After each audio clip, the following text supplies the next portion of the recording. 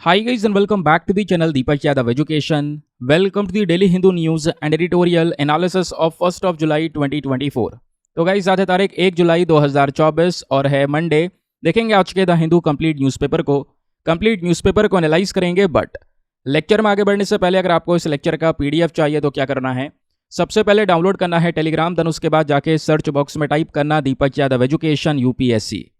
As you can see guys आपको ये वाला चैनल मिल जाएगा, इस पर क्लिक करना और जाकर इस चैनल को ज्वाइन कर लेना। यहाँ से आप डेली बेसिस पे इस लेक्चर के पीडीएफ को डाउनलोड कर पाओगे। नाउ हमेशा की तरह हम लोग अपने लेक्चर को एक मैप के क्वेश्चन के साथ स्टार्ट करेंगे। तो आज आप सभी को मैप में जाकर देखना है शियोक रिवर को, बहुत ज़्यादा चर्चाओं में है, इसको अच्छे से मैप में देखना। देन उसके बाद आकर नीचे कॉमेंट सेक्शन में टाइप करना, जिससे कि आप लोग इसको लंबे समय तक याद रख पाओगे। साथ ही साथ एक क्वेश्चन सॉल्व करेंगे जो कि यूपीएससी पैटर्न के ऊपर बेस्ड है। डेली बेसिस पे हम यहाँ पर एक प्रैक्टिस क्वेश्चन को भी सॉल्व करते हैं। क्वेश्चन क्या बोलता है, तो दोस्तों एक देश है तोगो के रेफरेंस में आपके पास में 3 स्टेटमेंट्स हैं, बताना है इन तीनों में से कितने स्टेटमेंट सही हैं।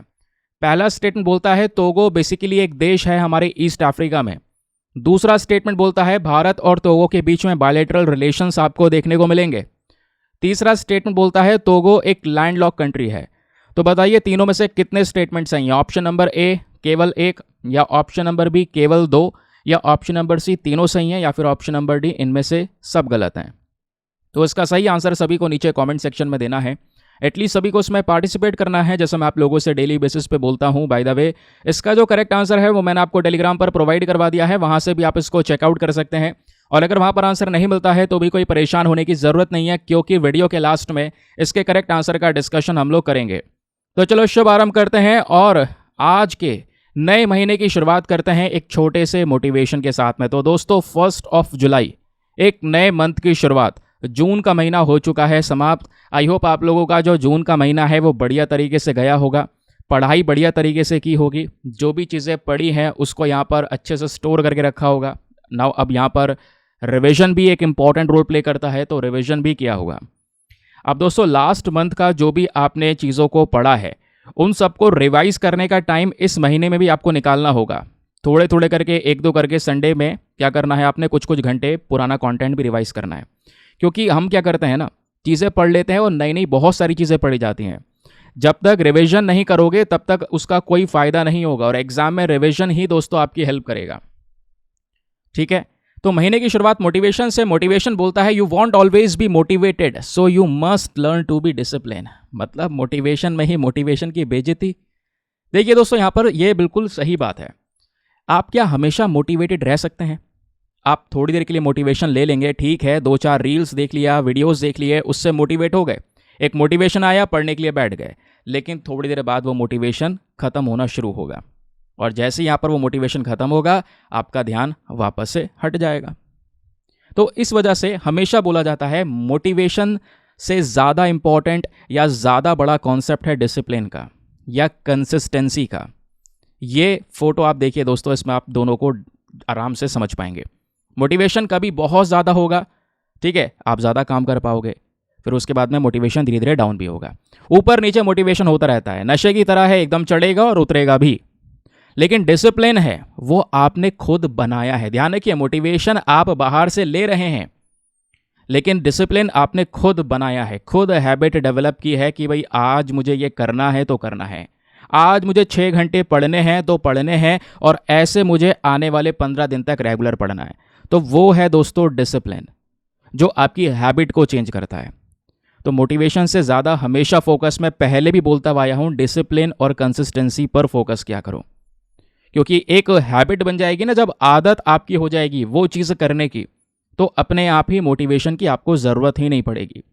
मुझे कई लोग बोलते भी हैं, कमेंट भी करते हैं, आपने देखे भी होंगे कई बार कमेंट, मैंने 1-2 पिन भी किए हुए थे लास्ट टाइम पे, कि सर स्टार्टिंग में मोटिवेशन लगा दिया करो, मोटिवेशन देखकर लेक्चर स्टार्ट करेंगे तो ज़्यादा बेटर रहेगा। तो आपको लेक्चर देखने के लिए, पढ़ने के लिए मतलब मोटिवेशन की ज़रूरत पड़ रही है, तो फिर उसका क्या फ़ायदा है ना। तो डिसिप्लिन एक इंपॉर्टेंट चीज़ है, लाइफ में होना चाहिए। भाई पढ़ना है तो पढ़ना है, अब क्या मोटिवेशन मिलेगा तो पढ़ोगे, अगर मोटिवेशन नहीं आता है तो, किसी ने स्ट्रांग मोटिवेशन नहीं मिला तो उस दिन पढ़ाई नहीं होगी, मतलब है ना। तो दोस्तों बस आदत बदलो, आदत अपनी अच्छी साइड पे डालो, और जो भी आप काम कर रहे हो उसके प्रति कंसिस्टेंट रहो, डेली करो। ऐसा नहीं है आज यूपीएससी की तैयारी करने की सोची और कल से शुरुआत की और कल एक दिन पढ़ा, उसके बाद में 2 दिन का गैप, फिर एक दिन पढ़ा, फिर 4 दिन का गैप, फिर एक दिन पढ़ा, फिर 3 दिन का गैप। तो दोस्तों ऐसे फिर वो भी बेकार है। रेगुलर काम करना होगा। और यूपीएससी कोई छोटा मोटा एग्ज़ाम नहीं है, बड़ा एग्ज़ाम है। इसके लिए आपको अच्छा खासा समय चाहिए होगा और आपकी प्लानिंग बहुत ज़्यादा इंपॉर्टेंट है। आपका डेडिकेशन, डिसिप्लिन, कंसिस्टेंसी, ये लाइफ में ज़्यादा मैटर करता है। ठीक है, अगर ये सारी चीज़ें होंगी आपके पास में तो मोटिवेशन की फिर ज़रूरत पड़ेगी नहीं। चलिए, इसलिए मैं कोई ज़्यादा स्टार्टिंग में मोटिवेशन वगैरह लगाता नहीं हूँ। काफ़ी सारे कमेंट्स आते हैं, बट मैं चाहता हूँ आप बिना मोटिवेशन के ही चीज़ों को शुरू करें। कई लोग देते होंगे, है ना, वीडियोज़ में चलते रहते हैं, बट ठीक है, मैं भी वो कर सकता हूँ, डेली कर सकता हूँ, आपको मज़ा भी आएगा। लेकिन दोस्तों यहाँ पर जैसे अभी 5 मिनट निकल गए ना, वैसे ही रोज़ 5 से 6 मिनट निकलेंगे, इतनी देर में एक आर्टिकल कवर हो जाएगा। चलिए देखते हैं एक आर्टिकल कवर होगा या नहीं होगा। अभी 6 मिनट निकल चुके हैं वीडियो में। अब आते हैं थंबनेल वाले आर्टिकल पर।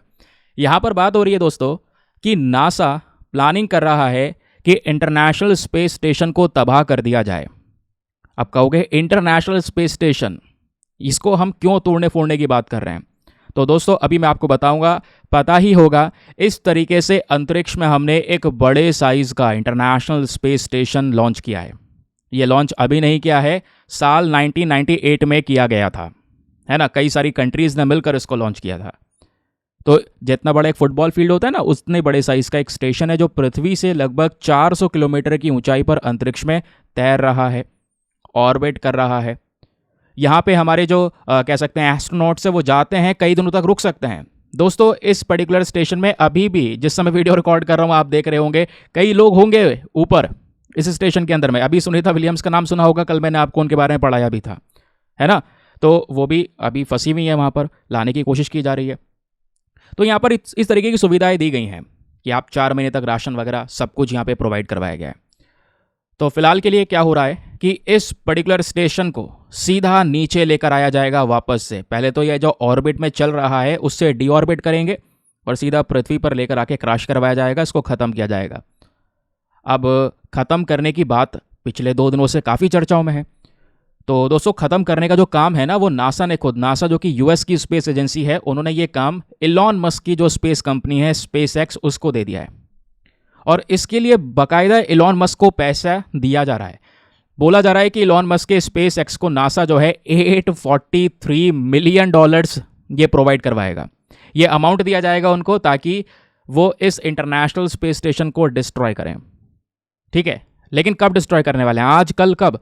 तो दोस्तों ये होगा 2030 में क्योंकि 2030 में ये इंटरनेशनल स्पेस स्टेशन हो जाएगा रिटायर। इसकी जो उम्र थी, लिमिट थी, या जो इसको बनाया गया था, वो इसी तरीके से बनाया गया था कि 2030 के बाद ये काम नहीं कर पाएगा। इसका जो कह सकते हैं कि सामान है वो बहुत पुराना हो जाएगा और उसको यूज़ करना फिर खतरे से खाली रहेगा भी नहीं। तो एस्ट्रोनॉट्स की ज़िंदगी से खिलवाड़ चलेगा अगर हम इसको वापस से आगे यूज़ करेंगे। तो इसकी जो स्ट्रक्चरल लाइफ है वो इसी तरीके से डिज़ाइन की गई थी, 30 ईयर्स तक वर्क करेगा। वैसे 1998 में लॉन्च किया गया, तो दोस्तों वैसे इसको 2030 में लगभग 32 साल हो जाएंगे, है ना। तो अब इसको सीधा वहां से उतारा जाएगा, उतारने के बाद में नीचे लाके क्रैश करवाया जाएगा। क्वेश्चन यह है कि इंटरनेशनल स्पेस स्टेशन किस किस के थ्रू बनवाया गया था? दोस्तों इसको असेंबल करवाने वाले कई कंट्रीज थी। यूएस है, जापान है, रशिया है, यूरोप है एंड कनाडा है। ये सब कंट्रीज ने मिलकर इसको तैयार किया और इसको साल 1998 में लॉन्च किया। ये इंटरनेशनल स्पेस स्टेशन एक ऐसी जगह है जहां से हमको बहुत सारी चीज़ों का पता चला है। एस्ट्रोनॉट्स जाते हैं, रिसर्च करते हैं। दोस्तों थाउजेंड्स ऑफ रिसर्च पेपर्स यहीं से, इसी पर्टिकुलर स्टेशन से पब्लिश करे गए हैं। कुछ अंदर से ऐसा दिखाई देता है, यूट्यूब पर वीडियोस अपलोडेड हैं, चाहें तो आप जाकर एक आध वीडियो देख सकते हैं कि अंदर से कैसा दिखाई पड़ता है ना। अब यहीं पर एक चीज़ और मैं ऐड करना चाहूँगा कि 2030 में तो हम ये वाला इंटरनेशनल स्पेस स्टेशन जो ऑलरेडी काम कर रहा है, इसको उतारने वाले हैं, क्रैश करवाने वाले हैं। क्यों करवाने वाले हैं, कारण आपको पता चल चुका है। लेकिन दोस्तों भारत भी अपना इंटरनेशनल स्पेस स्टेशन बना रहा है, आपको पता है। तो इसके बारे में जानकारी पहले दे चुका हूं मैं।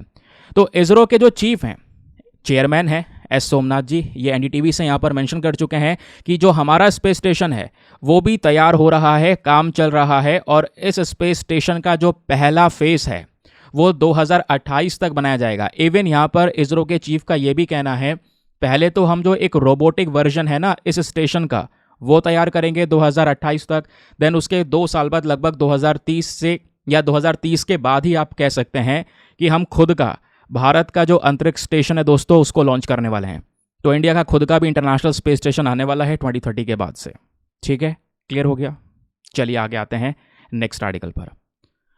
अब देखा आपने, 5 मिनट 6 मिनट मोटिवेशन लगे थे, 4 मिनट में एक आर्टिकल खत्म। कुछ ज़्यादा इसमें डेटा नहीं था, फैक्ट्स थे, वो हमने कवर किए। अब ये जो न्यूज़ आर्टिकल है आज के हमारे अखबार में पेज नंबर 1 पर प्रेजेंट है, और एग्जाम में अगर हम देखेंगे तो जीएस पेपर नंबर 2 पॉलिटी के साथ में दोस्तों आप इसको लिंक कर पाएंगे। लगभग 17 जून को, 16 जून को आपका प्रीलिम्स हुआ था यूपीएससी का, 17 जून को मैंने ये पढ़ाया था कि 1 जुलाई से नए क्रिमिनल लॉज लागू होने वाले हैं। सारी डिटेल शेयर की थी, चाहें तो आप 17 जून का वीडियो ओपन कीजिए और सबसे पहला ही आर्टिकल कवर किया है, थंबनेल लगाया है, तो आराम से देख पाएंगे। फिलहाल कोई बात नहीं, यहाँ पे आपको बताऊंगा।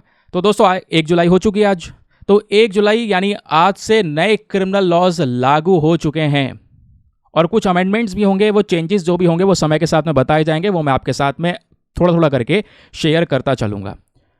ठीक है, अब दोस्तों नए क्रिमिनल लॉज के बारे में अगर मैं आपको बताऊं तो पता होगा पिछले साल ये तैयारी की गई थी। ये सब तैयारी किस चीज़ की गई है? नए क्रिमिनल लॉज कौन से, मतलब अपराध को कंट्रोल करने के लिए हमारे पास में ऑलरेडी पहले 3 कानून हुआ करते थे, लेकिन वो 3 कानून दोस्तों अंग्रेज़ों की देन थी। तो उसी कॉलोनियल माइंडसेट को हम अभी भी फॉलो कर रहे थे। जैसे आईपीसी का नाम सुना है आपने, इंडियन पिनल कोड 1860 में लाया गया। फिर CrPC code of criminal procedure 1973 में लेकर आया गया, इंडियन एविडेंस एक्ट 1872 में। तो ये जो लॉज आपको देखने को मिलेंगे बहुत पुराने हैं, तो इन्हीं लॉज को चेंज किया जा रहा है। अब चेंज ऐसा नहीं है कंप्लीटली चेंज कर रहे हैं, कुछ एडिशन हो रहा है, कुछ सब्सट्रैक्शन हो रहा है, कुछ ऐड किया जा रहा है, कुछ हटाया जा रहा है। तो इसी के बेसिस पे दोस्तों 3 नए लॉज बनकर आए। अब वो 3 नए लॉज कौन कौन से हैं? जैसे यहाँ पे आईपीसी को हटाकर आ रहा है भारतीय न्याय संहिता कानून। ठीक है, भारतीय न्याय संहिता एक्ट है। उसके अलावा सीआरपीसी को हटकर मिलेगा हमें भारतीय नागरिक सुरक्षा संहिता। फिर एविडेंस को हटाकर भारतीय साक्ष्य मिलने वाला है। तो ये 3 यहाँ पर आपको अलग अलग एक्ट देखने को मिलेंगे। समझ गए? ये क्लियर हो गया दोस्तों। ये 3 नए लॉज आपको देखने को मिलेंगे जो कि हमारे पुराने वाले उन तीनों लॉज को रिप्लेस कर देंगे। उसके अलावा न्यूज़ आर्टिकल में और भी कई सारी चीज़ों को शेयर किया गया है। जैसे ये जो आईपीसी होने वाला है 1860 का, जिसको हम हटा रहे हैं, जिसके बदले भारतीय न्याय संहिता लेकर आया जा रहा है, इसमें दोस्तों यहाँ पे बोला जा रहा है 511 जो पुराना सेक्शंस थे उन सेक्शंस को हटाया जाएगा, 356 नए सेक्शंस डाले जाएंगे। इसमें अलग से सेपरेट चैप्टर लेकर आए गए हैं जहाँ पर कोई व्यक्ति अगर झूठा वादा करता है शादी का, है ना, या एम्प्लॉयमेंट को लेकर कोई विवाद है, या चिल्ड्रन से संबंधित कोई इशू है, तो उन सबको दोस्तों यहाँ पर ये क्राइम के तहत पनिश किया जाएगा। उनके लिए सेपरेट चैप्टर्स ऐड करे गए। फिर ऐसी ही कई सारी चीज़ें इसमें ऐड कर दी गई, है ना। इसमें साइबर ऑफेंसेस, साइबर क्राइम की जो डेफिनेशन है वो भी ऐड की गई है। तो आईपीसी को बदलकर ये कुछ आ रहा है। इसमें क्या बदलाव हुआ वो मैंने आपको बताया। ऐसे ही दोस्तों यहाँ पे आपको याद होगा सीआरपीसी अभी हमने पढ़ा, इसको हटाकर भारतीय नागरिक सुरक्षा संहिता देखने को मिलेगा। इसमें लगभग कह सकते हैं जो 533 सेक्शंस हैं, इनमें 160 सेक्शंस को चेंज किया गया है। ऐसे ही दोस्तों यहाँ पर इसमें अगर आप देख पाएंगे 23 को चेंज किया गया है एविडेंस एक्ट को हटाकर जो हम नया वाला लॉ लेकर आए। ठीक है, तो कई सारी चीज़ें चेंज की गई हैं। अब जैसे ये सीआरपीसी में 160 सेक्शंस को चेंज कर दिया गया, बदल दिया गया। उसमें से कई सारी चीज़ों को ऐड भी किया है। कोई व्यक्ति शादी का झूठा वादा देकर किसी के साथ में सेक्सुअल इंटरकॉर्स करता है तो वो क्या है, एक पनिशेबल ऑफेंस है ना, आपराधिक मामला है, उसको यहाँ पर देखा जाएगा और पनिशमेंट दी जाएगी। तो ये सब चीज़ें दोस्तों हमको नए वाले लॉज में नजर आएंगी। लेकिन इसके साथ साथ इस नए लॉ में और भी बहुत सारी चीज़ें हैं। आइए जूम करके इसको पढ़ते हैं। अब क्या क्या बताया गया है, न्यू क्या है। 0 FIR का प्रोविजन दोस्तों इसमें लेकर आया गया है। अब 0 FIR का प्रोविजन है क्या, आइए थोड़ा सा मैं आपको जल्द से जल्द बताता हूँ, क्योंकि इंपॉर्टेंट कॉन्सेप्ट है, पिछले साल भी ये न्यूज़ में था। देखो 0 FIR क्या है। FIR क्या होती है, आपकी फर्स्ट इन्फॉर्मेशन रिपोर्ट होती है ना। जब भी यहाँ पे कोई मुद्दा होता है, आप पुलिस स्टेशन जाते हैं रिपोर्ट लिखवाने के लिए, तो वो आपका FIR कहलाता है। अब दोस्तों यहाँ पर ये 0 FIR ये है, ये इस प्रकार की इन्वेस्टिगेशन रिपोर्ट है जिसको मान लो यहाँ पर होता यह है कि आप कहीं और हो, किसी और क्षेत्र में हो, आपके साथ में कोई अपराध हुआ, ठीक है, कुछ भी यहाँ पर गलत काम हुआ, तो आप जब यहाँ पर FIR लिखवाने जाओगे तो उस एरिया में मान लो यहाँ पर कह सकते हैं जो पुलिस है वो बोलती है कि ये क्षेत्र हमारे जुरिस्डिक्शन में नहीं है, ठीक है, तो हम इस क्षेत्र को देख ही नहीं सकते। तो आपको कहाँ जाना पड़ेगा, जो बेसिकली पुलिस स्टेशन के जुरिसडिक्शन में वो एरिया होगा, जिस पुलिस स्टेशन के दायरे में वो हिस्सा आता होगा, जिसको वहाँ का काम सौंपा गया है, वहाँ पे जाकर रजिस्टर करवाओ। पहले तो यही होता था। तो उसको हटा के दोस्तों ये जीरो एफआईआर का कॉन्सेप्ट है कि जहाँ पे गए हो आप वहीं पर एफआईआर लिखी जाएगी। कहोगे आप जीरो एफआईआर लिखो, इससे क्या होगा दोस्तों, जो वो पूरा मैटर है ना, मान लीजिए उस वाले पुलिस स्टेशन के ज्यूरिसडिक्शन के अंदर नहीं है, यानी कि वो पुलिस स्टेशन उस प्रकार के मामले को, वहाँ के एरिया के मामले को नहीं देखेगा, लेकिन फिर भी वो एफआईआर को दर्ज करेगा और फिर बाद में उस एफआईआर को उस पुलिस स्टेशन में भेज देगा जिसके पास में एक्चुअल उस पर्टिकुलर एरिया का ज्यूरिसडिक्शन है। मतलब एफआईआर तुरंत लिखी जाएगी। ऐसा नहीं है इंसान को इधर उधर भागना पड़ेगा कि हाँ भाई जिस क्षेत्र के पास में यहाँ का है इलाका उसके कंट्रोल में है, उसको उसके पास एफआईआर लिखवाने के लिए हम इधर उधर भागेंगे, ऐसा कुछ नहीं है। ठीक है, तो बाद में कहीं पे भी लिखवा देंगे, बाद में वो ट्रांसफर हो जाएगी उस पुलिस स्टेशन के पास में जिसके पास में एक्चुअल ज्यूरिसडिक्शन है, ताकि जो इन्वेस्टिगेशन वगैरह है उसकी शुरुआत की जा सके। तो ये जीरो एफआईआर का कॉन्सेप्ट आपको देखने को मिल जाएगा। वही यहाँ पर एक्सप्लेन किया गया कि जो जीरो एफआईआर के प्रोविजंस हैं ये आपके एफआईआर को फाइल करवा सकते हैं किसी भी पुलिस स्टेशन में। ज्यूरिसडिक्शन का यहाँ पे कोई मैटर ही नहीं है। फिर ऑनलाइन रजिस्ट्रेशन का कॉन्सेप्ट है दोस्तों। पुलिस कंप्लेंट्स के जो ऑनलाइन रजिस्ट्रेशन है वो आपको देखने को मिल जाएंगी। उसके अलावा जो क्राइम सीन्स है उसकी वीडियोग्राफी को यहाँ पर मैंडेटरी किया गया है ना, जो भी बहुत भयंकर क्राइम है उसकी प्रॉपर इन्वेस्टिगेशन के लिए। फिर एक व्यक्ति कह सकते हैं कि मान लीजिए उसके साथ में कोई इंसिडेंट हुआ है इलेक्ट्रिक कम्युनिकेशन के माध्यम से, है ना, मतलब कि कोई भी प्रॉब्लम हुई है तो उस प्रॉब्लम को वो रिपोर्ट कर सकता है अपनी इलेक्ट्रिक कम्युनिकेशन से। यानी कि अभी क्या होता है, आपको पुलिस स्टेशन जाना है, जाके रिपोर्ट लिखवानी है, वैसा नहीं है, सीधा कॉल से या डिजिटल मीडिया के माध्यम से भी आप वहाँ पे जो रिपोर्ट वगैरह है वो लिखवा सकते हैं। और फिर बोला गया है कि यहाँ पे जो भी प्रॉब्लम होंगी उसमें जल्द से जल्द न्याय देने की बात भी की गई है। जो जजमेंट होगा क्रिमिनल केसेस में उसको कम से कम 45 दिन में आना ही आना होगा, ताकि जल्द से जल्द इन मैटर्स को निपटाया जा सके। और स्पेशली यहाँ पे कुछ गंभीर अपराध हैं, ठीक है, किसी को यहाँ पे जैसे मैंने बोला कि एक झूठा वादा कर देना शादी का, उसके वादे के बेसिस पर उसके साथ में सेक्सुअल इंटरकॉर्स करना, या माइनर का गैंग रेप, या मोब लिंचिंग हो गया। तो ऐसे दोस्तों यहाँ पर जो ये अपराध हैं इसके अगेंस्ट में प्रोविजंस और ख़तरनाक लाए गए हैं। ठीक है, तो चाहे मोब लिंचिंग होगी, चाहे फॉल्स प्रॉमिस होगा, चाहे ये पर्टिकुलर सिनेरियो होगा, इन सब के तहत दोस्तों यहाँ पर क्या किया जाएगा, कह सकते हैं इन सब के खिलाफ में अब की बार प्रावधान हमारे लॉ में देखने को मिलेंगे। उसके अलावा मान लीजिए कोई रेप विक्टिम है, वेमेन है, तो उनका जो स्टेटमेंट वगैरह है वो एक वेमेन पुलिस ऑफिसर रिकॉर्ड करेगी, है ना, और जहाँ पर रिकॉर्ड किया जाएगा स्टेटमेंट वहाँ पर उन महिला के जो गार्जियन वगैरह है वो भी, रिलेटिव्स वगैरह सब कोई वहाँ पे प्रेजेंट होगा, ताकि सबकी निगरानी में प्रॉपर तरीके से उनके जो सबूत वगैरह हैं वो सब लिए जा सकें। फिर मान लीजिए यहाँ पर कोई माइनर का गैंग रेप हुआ है। अब ऐसी घिनौनी हरकत करने वाले जो लोग हैं तो उनके लिए दोस्तों डेथ सेंटेंस भी रखा गया है, या फिर ज़िंदगी भर की सज़ा, उम्र कैद या फिर मृत्युदंड, ये दोनों ही चीज़ें यहाँ पर नजर आएगी। फिर बात आती है सेडिशन की, राजद्रोह या देशद्रोह की जब बात आती है, देश के खिलाफ कोई जा रहा है, तो सेडिशन वाला दोस्तों जो कॉन्सेप्ट है इसको रिप्लेस कर दिया गया है। रिप्लेस करके यहाँ पर सक्सेशन लेकर आ चुके हैं, या फिर कह सकते हैं हमारे देश के खिलाफ में या यूनिटी के खिलाफ में कोई काम कर रहा है, देश को तोड़ने की बात कर रहा है, देश के इंटेग्रिटी के खिलाफ बात कर रहा है, तो दोस्तों उसको भी यहाँ पर हैंडल किया जाएगा। वैसे प्रोविजंस हैं हमारे पास में। तो ये कुछ नई नई चीज़ें हमारे इस क्रिमिनल लॉज के अंदर में अवेलेबल होने वाली हैं, जिसके बेसिस पर बताया गया है कि सर ये जो लॉज हैं ये हो चुके हैं शुरू, यानी 1 जुलाई से लगभग यहाँ पर ये जो लॉज हैं ये सब लागू हो चुके हैं। कुछ कुछ जो चेंजेस होंगे वो आने वाले समय पर बताए जाएंगे, और जैसा जैसा अपडेट आता रहेगा वो मैं आपके साथ में शेयर करता चलूँगा। ठीक है, क्लियर हो गया दोस्तों। चलिए आगे आते हैं नेक्स्ट आर्टिकल पर।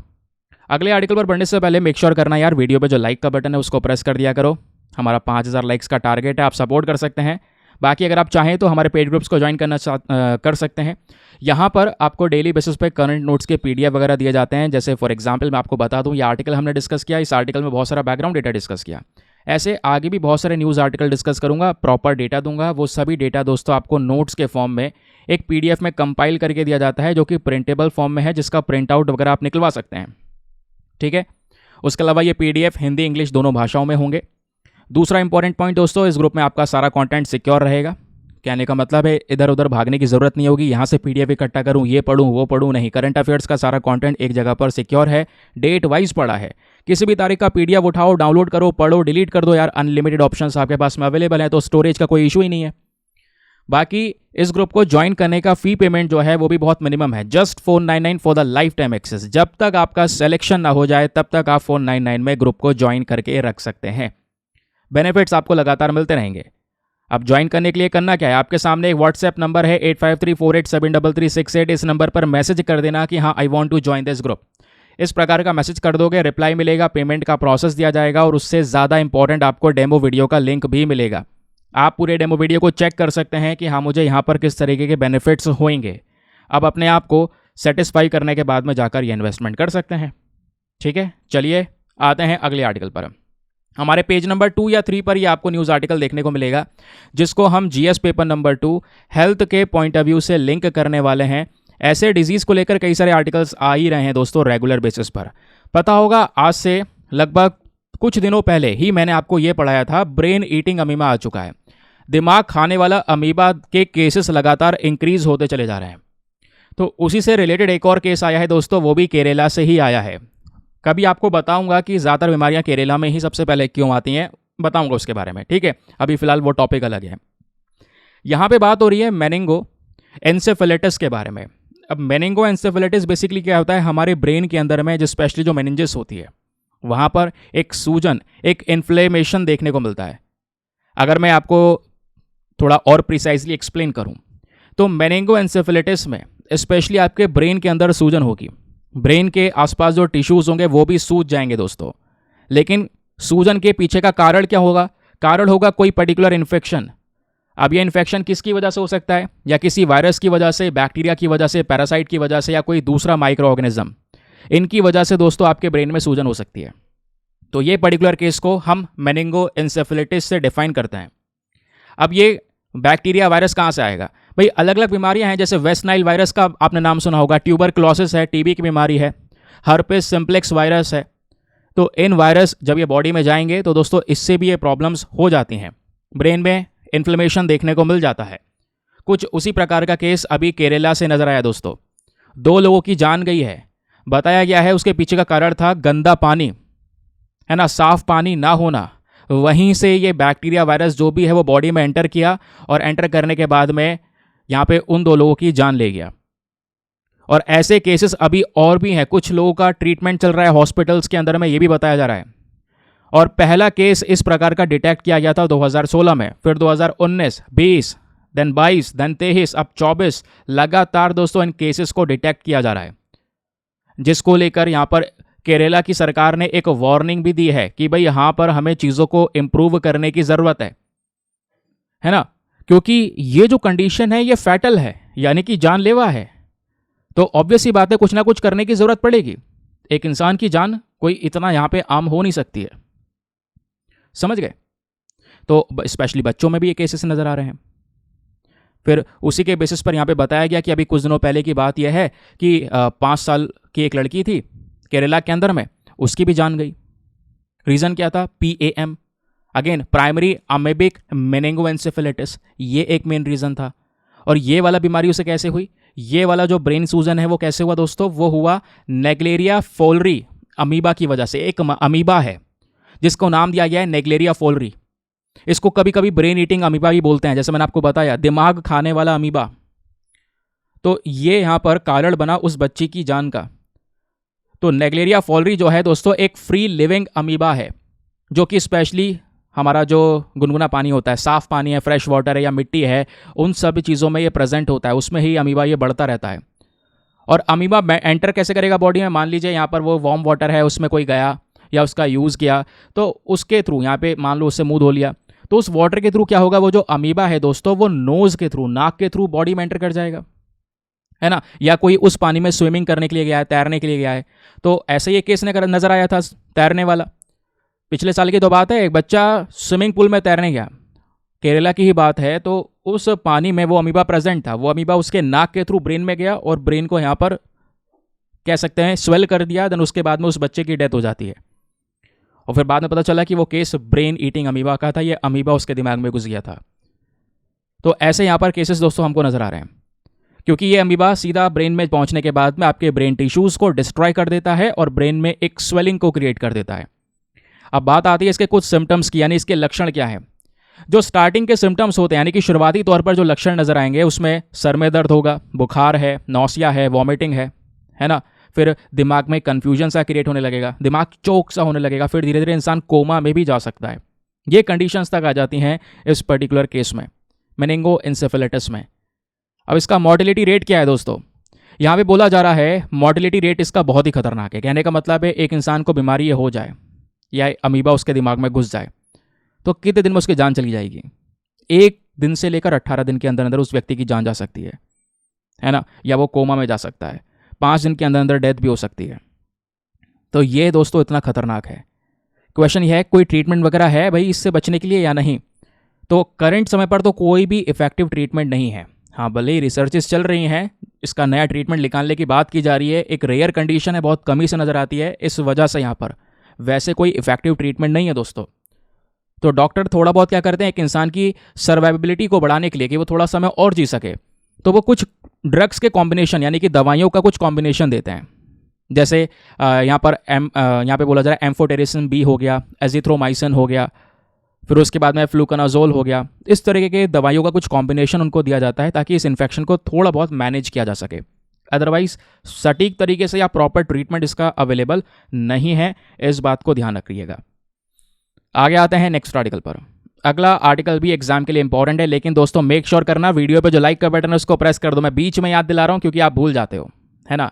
तो इस वजह से कोई ज़्यादा टाइम वेस्ट नहीं हो रहा है। कई लोग बोलेंगे सर टाइम वेस्ट कर देते हो बीच में ये बोलने के लिए, तो कुछ सेकंड ही ले रहा हूँ, तो प्रेस कर दो बटन और जो टारगेट है 5000 का वो पूरा करना है।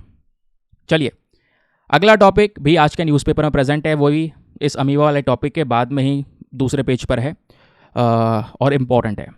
क्या बात हो रही है? Carbon derived from coconut husk can power super capacitors, ऐसा यहाँ पे हमारे रिसर्चर्स ने खोजा। रिसर्चर्स ये बोलते हैं जो कोकोनट हस्क है, पहले दोस्तों बेसिक चीज समझते हैं, क्योंकि जब तक आपको ये कोकोनट हस्क समझ में नहीं आएगा तब तक ये पूरा का पूरा कॉन्सेप्ट ऐसे ही धरा का धरा रहेगा। चलिए पहले यहाँ पर बिल्कुल बेस बनाते हैं बिल्डिंग का, समझते हैं कोकोनट हस्क को होता क्या है। ये कोकोनट आपको देखने को मिलेगा, है ना। अब दोस्तों सभी लोगों ने खाया होगा, सिंपल सी बात है। इस कोकोनट के ऊपर इसका एक बॉडी होती है ना। यहाँ पर आप देख पाओगे इसमें जो फाइबर्स वगैरह हैं, जो हेयर हैं कोकोनट के, इसको आप हटाते हैं। हटाने के बाद में नीचे हमको यहाँ पर ये कोकोनट मिलता है। फिर उसका शेल है वो तोड़ने के बाद में नीचे यहाँ पे हमको खाने के लिए मेन कोकोनट मिलता है। लेकिन दोस्तों ये जो पूरा कोकोनट है ना, इसका ऊपर का ये हेयर हो गया, है ना, फिर इसका शेल हो गया, हर एक चीज़ बहुत काम की होती है। कोकोनट का पूरा स्ट्रक्चर बहुत काम का होता है। अब कैसे, ये समझिए दोस्तों। कोकोनट जो होता है, जो अंदर की गिरी आप खा लेते हैं, है ना, वाइट पोर्शन, उसके अलावा जितना भी बाहर का स्ट्रक्चर होता है, उसका शेल हो गया, ऊपर का फाइबर हो गया, वो सब होता है कोकोपीट। अब कोकोपीट क्या होता है, मतलब सब नहीं होता, बस कोकोपीट बनाया जाता है उसी से। कैसे बनाया जाता है ये समझिए। अभी हम किस चीज़ की बात कर रहे हैं, कोकोनट हस्क की, क्योंकि उस हस्क से क्या किया गया है, सुपर कैपेसिटर को तैयार करने की बात की है, ऐसा हमारे रिसर्चर्स ने बोला। तो कोकोनट हस्क होता क्या है? कोकोनट हस्क दोस्तों इस तरीके से, यहाँ पे कोकोनट आप जब देख रहे हो, है ना, इसका जो ऊपर का ये पूरी बॉडी है, ये जो फाइबर्स हैं या फिर कह सकते हैं जो हेयर्स हैं कोकोनट के, इसी को बोलते हैं कोकोनट हस्क।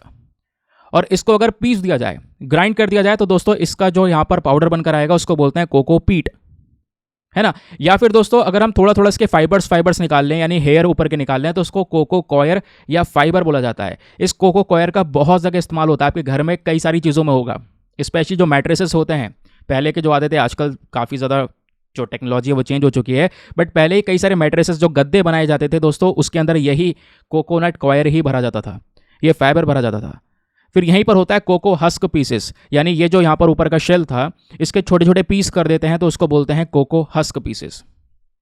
और जैसे मैंने आपको बताया, कोकोनट का पूरा बॉडी जो है दोस्तों वो बहुत काम का होता है। ये फोटो मुझे ऐसे ही मिला है, इसका जो थोड़ा मतलब जो लिखा हुआ है, लेबलिंग हुई है, बहुत लाइटली हुई हुई है, थोड़ा बहुत आप जोर मार लेना, उसके बाद इसको पढ़ लेना, मैं वैसे पढ़ा देता हूँ। जब हम लोग बात करते हैं कोकोनट हस्क की दोस्तों, यानी ऊपर वाले शेल की, इसके ऊपर वाले हेयर्स की, तो इसका इस्तेमाल बहुत जगह होता है। जैसे फ्यूल, चारकोल, हैंडीक्राफ्ट, रस्सियां वगैरह बनाई जाती हैं, ऐसे आप देख पाओगे, रोप्स, स्ट्रिंग्स, है ना, मॉस्किटो रेपेलेंट्स, जो यहाँ पे आपकी मच्छरदानियां वगैरह होती हैं, एक्वेरियम फिल्टर, ये सब चीज़ें दोस्तों यहाँ पे बनाई जाती हैं इससे। फिर मतलब लोशंस वगैरह भी बनाए जाते हैं, जो मच्छर को मारने के लिए या मच्छर से बचने के लिए लोशंस होते हैं, वो बेसिकली मच्छरदानी मॉस्किटो नेट होती है। अब यहाँ पे कॉयर की बात हुई, ये आप देख पाएंगे ऊपर के जो इसके फाइबर्स हो गए वो कॉयर हो गया। इससे कारपेट वगैरह बनाया जाता है, ब्रशेस हो गई, फिशिंग नेट हो गई, फ्लावर पॉट हो गई, ये सब चीज़ें बनती हैं। इसका जो शेल ऊपर का हार्ड वाला शेल जो होता है, यानी ऊपर का हिस्सा निकाल देते हैं तो बिल्कुल हार्ड शेल जो मिलता है वाइट वाले पोर्शन से जस्ट ऊपर का, तो दोस्तों इससे कई सारे यूटेंसिल्स वगैरह बनाए जाते हैं, चारकोल बनाया जाता है, हैंडीक्राफ्ट के कई सारे सामान बनाए जाते हैं। और इसका जो मेन मीट है, ये मतलब वही मेन प्रोडक्ट जिसको हम खाते हैं, इससे coconut milk, oil, flower, candy, jelly, ऐसे बहुत सारी चीज़ें बन रही हैं, कोकोनट बटर वगैरह बन रहा है ना। फिर उसके बाद ये मैंने आपको बता दिया पूरा का पूरा स्ट्रक्चर किस तरीके से कोकोनट का एक एक पोर्शन जो है वो बहुत इंपॉर्टेंट है। और इस वजह से दोस्तों यहाँ पे बोला जाता है कि जो कोकोनट का जो कॉयर है, स्पेशली जो फाइबर है ऊपर वाला जो हिस्सा है, ये सबसे ज़्यादा इस्तेमाल होता है। इससे ढेरों चीज़ें बनाई जाती हैं। और पता है इंडिया में स्टेटस क्या है कोको कॉयर इंडस्ट्री का? बोला यह जाता है दुनिया में जितना भी कॉयर फाइबर का प्रोडक्शन होता है उसके उत्पादन में 80% भारत का कॉन्ट्रीब्यूशन है। यानी दुनिया में जितना भी ये कोको कॉयर बन रहा है 80% भारत प्रोड्यूस कर रहा है। हर साल हम 9 लाख टन कॉयर फाइबर को प्रोड्यूस करते हैं। और यह भी बताया जा रहा है कि हर साल जो भारत है वो चाइना को एक्सपोर्ट भी करता है। 7.5 लाख टन के आसपास ये कॉयर फाइबर को हम एक्सपोर्ट करते हैं हर साल। तो यह है इसका इंपॉर्टेंस। 10 लाख लोग ऐसे हैं जो डायरेक्टली और इनडायरेक्टली इसी कॉयर इंडस्ट्री के अंदर में एम्प्लॉयड है, उनको रोजगार मिला हुआ है। तो यह है यहां पर दोस्तों इस इंडस्ट्री का इंपॉर्टेंस, यह है पावर। अब क्या है, तो यही यहां पर बताया गया भाई इंडस्ट्री अच्छी खासी है हमारे पास। तो रिसर्चर्स ये बोलते हैं कि जो कोकोनट हस्क से हमको कार्बन मिलेगा, उस कार्बन से हम अपने सुपर कैपेसिटर को और पावर दे सकते हैं, सुपर कैपेसिटर को और मजबूत कर सकते हैं। अब कोकोनट हस्क के दो तो हमें क्या मिलेगा, कार्बन मिल जाएगा। उस कार्बन के अंदर में बहुत सारी पावर है और वही पावर से हम क्या करेंगे, अपने सुपर कैपेसिटर की परफॉर्मेंस को इंप्रूव करेंगे। और इससे क्या होगा, सुपर कैपेसिटर में हमको ज़्यादा कोई खर्चा करने की ज़रूरत नहीं पड़ेगी। उसको कम खर्चे में, स्पेशली जो एग्रीकल्चर का वेस्ट है उससे हम सुपर कैपेसिटर को पावर दे रहे होंगे। तो अपने आप में एक इंपॉर्टेंट कॉन्सेप्ट है, ये इको फ्रेंडली है, तो इस वजह से चर्चाओं में है। अब क्वेश्चन ये है कि सर ये सुपर कैपेसिटर होता है क्या, जरा ये तो बताइए। दोस्तों आपने बैटरीज देखी हैं, ठीक है, जो आपकी बैटरीज होती हैं ऑब्वियसली देखी होगी। अब एक होती है बैटरी, एक होता है कैपेसिटर और एक होता है सुपर कैपेसिटर। यानी ये सुपर कैपेसिटर्स आपको नजर आएंगे, काम ये बैटरी का ही करते हैं, पावर स्टोर इसमें की जाती है। तो सुपर कैपेसिटर क्या है, ये थोड़ा एडवांस लेवल की बैटरी आप कह सकते हैं, एक next generation energy storage device है जिसमें एनर्जी को स्टोर करके रखा जाता है ना। इसको हम कई बार अल्ट्रा कैपेसिटर का नाम भी देते हैं। इसके एडवांटेजेस बहुत सारे हैं क्योंकि इसकी पावर डेंसिटी बहुत ज़्यादा होती है, लंबे समय तक ये पावर दे सकता है और तेजी से चार्ज भी हो जाता है। इसी वजह से सुपर कैपेसिटर बोला है। जबकि जो लिथियम आयन बैटरीज उसमें थोड़ी सी कमियां है, उसके कंपैरिजन में ये ज़्यादा बेटर है, या दूसरे जो कन्वेंशनल कैपेसिटर्स होते हैं, नॉर्मल कैपेसिटर्स होते हैं, उससे ज़्यादा पावरफुल हैं। इसी वजह से वर्ड लग रहा है सुपर कैपेसिटर, इसी वजह से सुपर लगाया गया है, सिंपल सी बात है।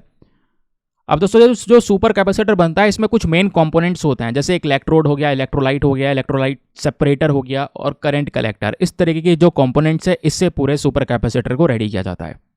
तो इसको पावर दिया जा सकता है अपने इस कोकोनट हस्क से प्रोड्यूस किए हुए कार्बन के माध्यम से। वो चीज़ यहाँ पर शेयर की गई है। फिलहाल अभी बस खाली रिसर्चर्स ने ये बताया है, काम करेंगे, कुछ अपडेट्स आएंगे तो डेफिनेटली वापस से वो आपके साथ में शेयर किए जाएंगे। चलिए आते हैं एक और इंपॉर्टेंट आर्टिकल पर, GS paper number 3, defence and security के पॉइंट ऑफ व्यू से दोस्तों एक बहुत ही ज़्यादा रेलिवेंट टॉपिक ये होने वाला है। क्या बात हो रही है, DRDO, that is defence research and development organisation. अभी यहाँ पर ये जो पर्टिकुलर बॉडी है ये क्या कर रही है, एक नए इंडिजीनियस सबमरीन्स को बनाने के ऊपर काम कर रही है। सबमरीन क्या होती है दोस्तों, ये पनडुब्बी होती है जो पानी के अंदर चलती है। इन सबमरीन का इंपॉर्टेंस डिफेंस पर्सपेक्टिव से बहुत ज़्यादा है। अब सबमरीन अलग अलग प्रकार की होती हैं, स्पेशली अगर आप देख पाएंगे तो 2 प्रकार की सबमरीन्स आपको नजर आएंगी। एक होती है डीजल पावर सबमरीन और एक होती है न्यूक्लियर पावर सबमरीन। दोनों में से सबसे बेस्ट होती है न्यूक्लियर पावर सबमरीन, जो कि भारत के पास में केवल एक ही है।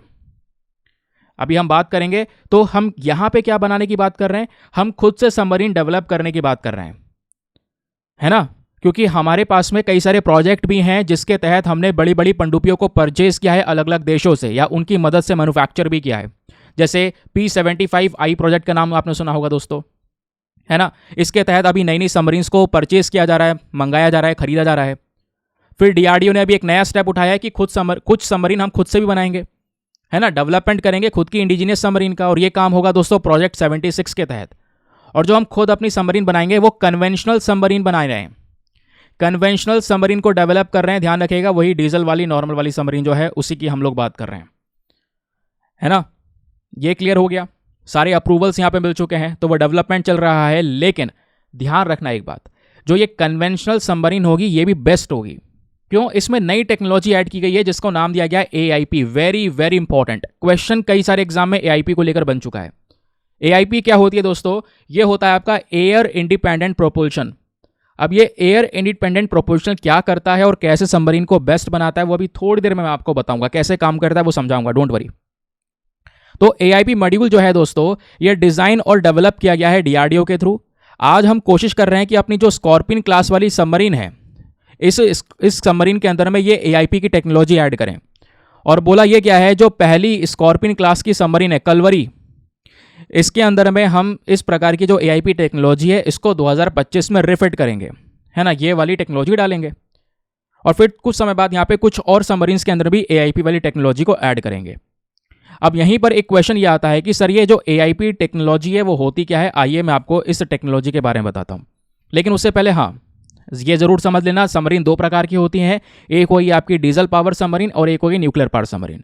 अब ये पनडुब्बी का मेन काम क्या होता है? पानी के अंदर चलना, उस एरिया का सर्विलांस करना, निगरानी रखना। अब दोस्तों कौन सी सबमरीन बेस्ट होगी आपकी नज़र में? एक सबमरीन है जिसको थोड़ी थोड़ी देर में बाहर आना पड़ता है, एक सबमरीन है जो लंबे समय तक, हफ्तों तक पानी में रह सकती है। बताइए कौन सी बेस्ट होगी? कहोगे जो पानी में लंबे समय तक रह सकती है वही बेस्ट होगी। सिंपल सी बात है। क्यों बेस्ट होगी? वो पकड़ी नहीं जाएगी, किसी भी इलाके में होगी वो पकड़ी नहीं जाएगी क्योंकि पानी के अंदर लंबे समय तक रह सकती है। अब जिसको आना पड़ेगा बाहर उसके लिए कंपलसरी है, कुछ कुछ दिनों में वापस से बाहर आना पड़ेगा, है ना। फिर उसका बाद पावर जनरेट करके फिर वो नीचे जाएगी वापस, तो उसका पकड़े जाने का डर रहता है, डिटेक्ट हो सकती है, वो शोर भी बहुत करती है, सिंपल सी बात है। जो न्यूक्लियर पावर सबमरीन है इसके अंदर आवाज़ भी बहुत कम है। तो कई सारे बेनिफिट्स हैं न्यूक्लियर पावर सबमरीन के।